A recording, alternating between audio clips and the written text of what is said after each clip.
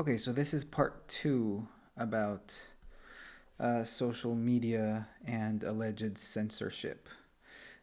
Um, so in part one, going back to it, I realized that I made a mistake. So there were some comments online that have brought to my attention this other factor that I haven't really integrated into the picture. And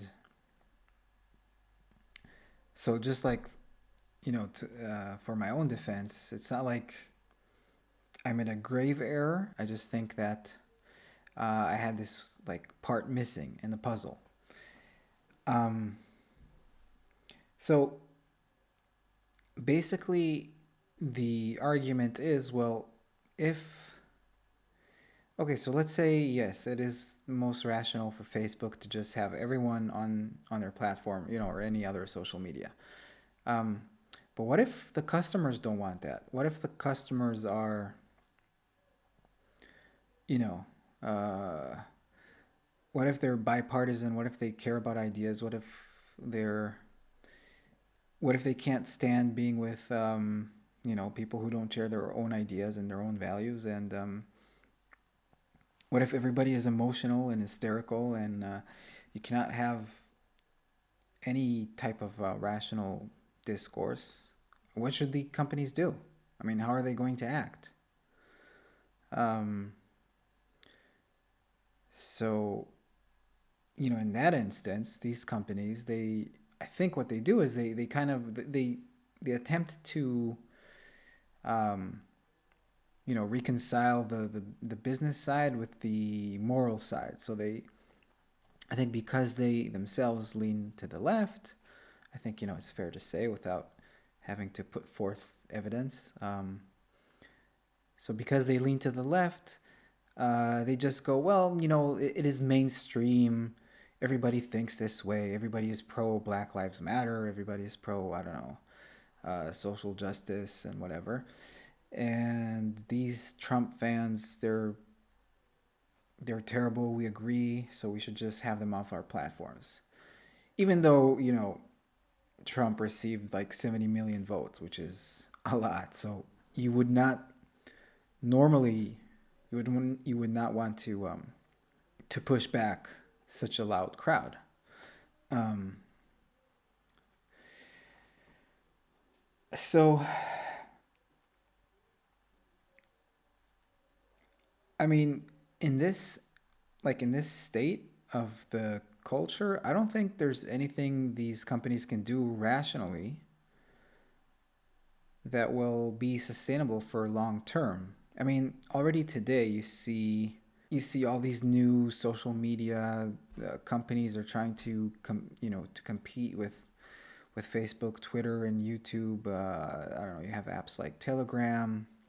I don't know what else there is, but you're starting to see all these new platforms pop up, and I think this is because of what's happening. I mean, I'm sure it's not the only reason, but I would assume that this is a key reason for what's going on. So in the long term, so I mean, this is like an impossible scenario. If you have a company that inhabits people's political ideas, they can just express themselves on your platform, but people they can't stand each other, so they will start fighting online, and there will be these let's call them I don't know, social media witch hunts. Someone says something bad and everybody goes on him, and if that someone, if he apologizes and does the whole ceremony of I'm sorry and I didn't mean it and my things were taken out of context and all that, um, so maybe he'll get back into the mainstream, into the consensus, and he'll be forgiven. But if he doesn't, if he sticks to his, I guess, principles, I mean, no one really has principles today, but if he sticks to some sort of conviction that he has, then that's it. He's excommunicated, and there's nothing much you can do. I mean, this is the. And I think this is more. Um, this is more. I don't know. This is more apparent, or this is more noticeable within the left. I mean, the right is not that far behind in this regard, I think, but I think the left is much more like we want our truth committees, and we want our fact checkers, and anyone who doesn't, what, you're a climate change denier, or you're a COVID denier, or you're a a lockdown denier. So this is really a kind of inquisitory, or kind of a Catholic Church kind of culture. And it's not, if you are, if you're a business that harbors ideas and people's political opinions, then yeah, I don't think you have any good course of action um, to be able to go through this. I mean, it has to clash. There's just too much irrationality.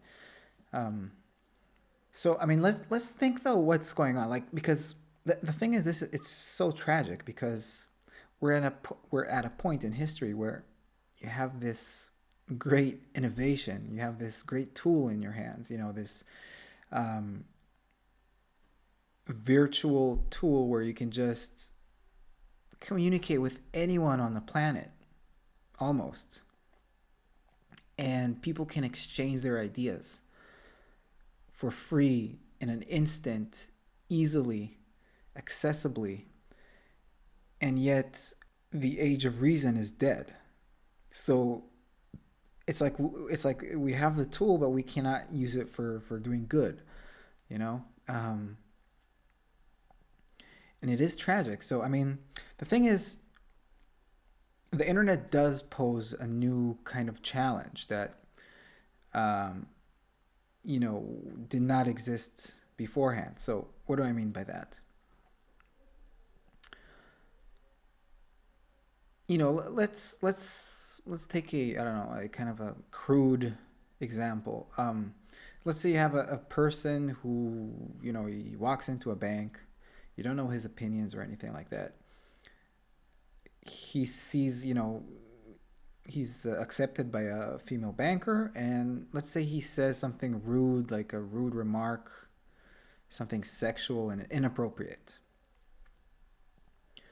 Um, Now, his remark was just uttered in that bank, and after that, it's like it's gone. So he knows about it, she knows about it, but no one else knows about it. It was just said for that instance, and that's it. So even if she will hate him forever, and she can tell her friends about it, or I don't know, um, he can still, walk around and do whatever he does, without kind of facing the consequence. Well, I'm not. No, let's not go into consequences. But my point is, like, that specific instance is lost forever. Um, However, if the same thing happened on the internet, if that guy, if that dude just said something really obscene and rude to someone, the comment stays online. I mean, unless it gets deleted or something, it's there. So anyone can see it forever. Now, let's say this person becomes famous, or at least publicly known, in 10 years' time. Someone can go back and, in his history, and look for his comments, and he can see that, and then, raise havoc over this thing. So the internet, in that sense, it kind of like,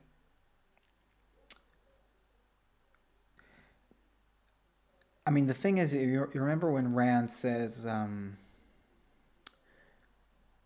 not sure where she said it. I can't remember, but she says something that it always stuck with me. She said people who think God can hear everything, he can hear all your thoughts, and um, he knows everything that goes on in your heart.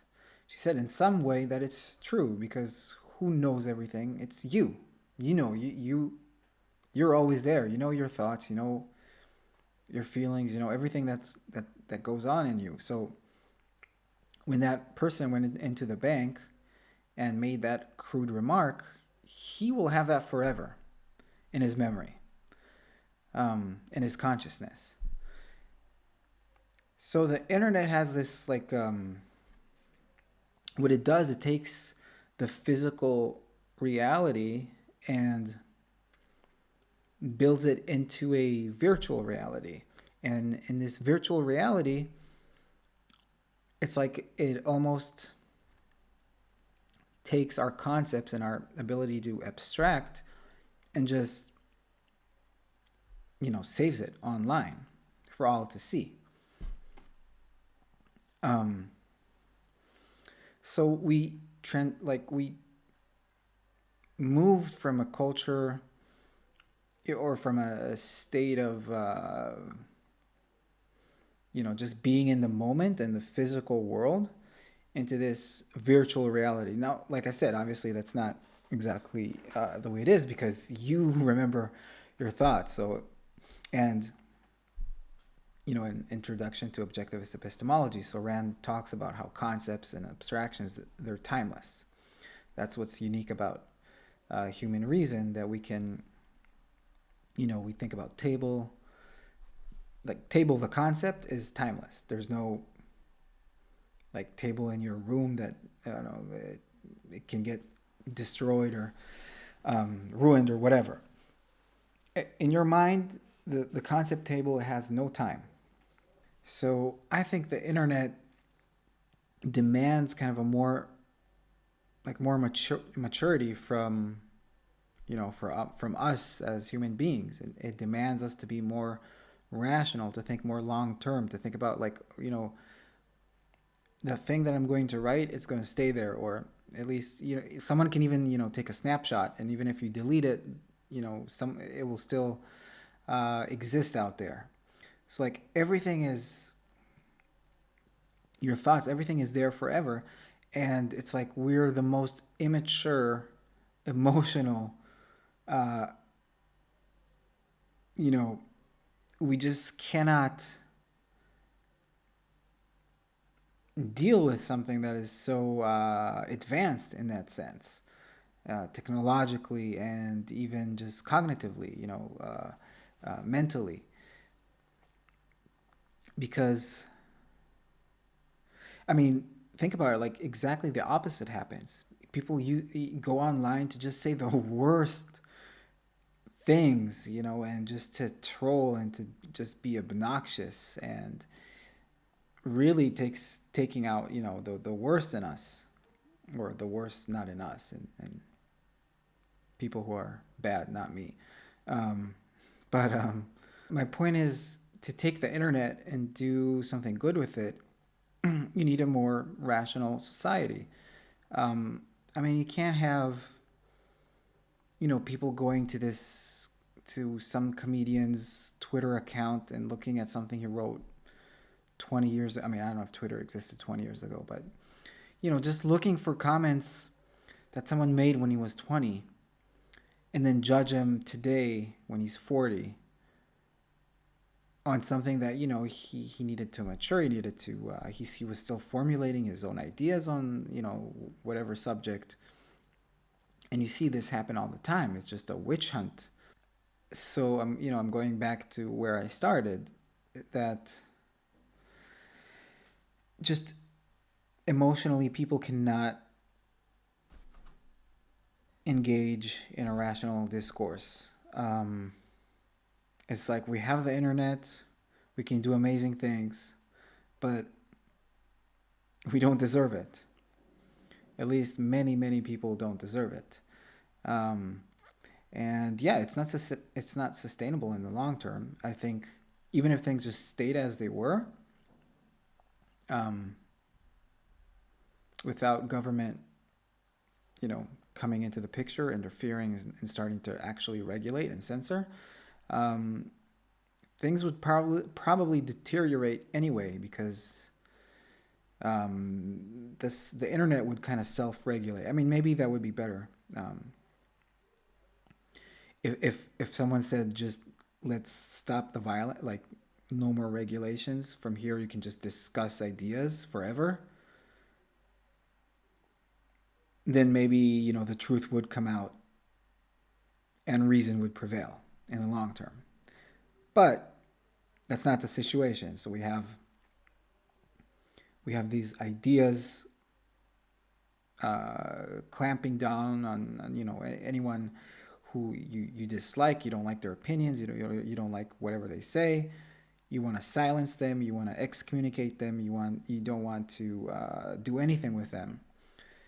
And this gradually, and I think today this is I mean, this is not even gradual anymore. I think they're talking about,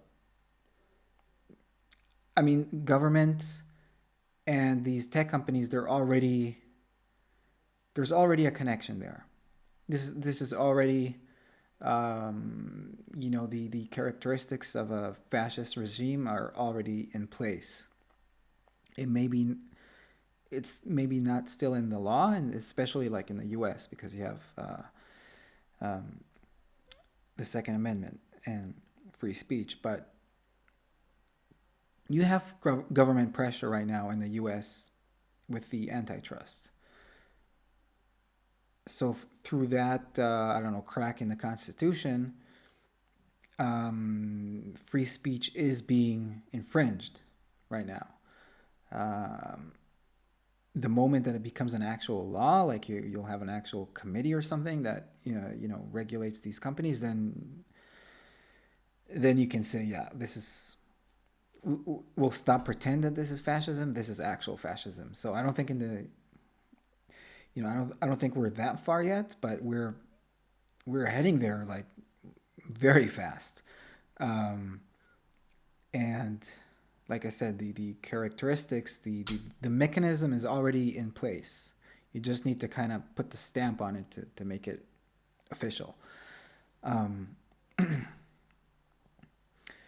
so just to sum up, I mean, I think my, you know, so I stand by my first part. I'll link to it in this video.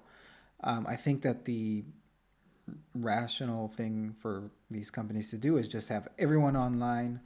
Whatever they want to say, that's fine, you know, unless they do anything that is criminal by the law or violates the terms of service, which should be just objective, clear, and plain for everybody to see and to understand.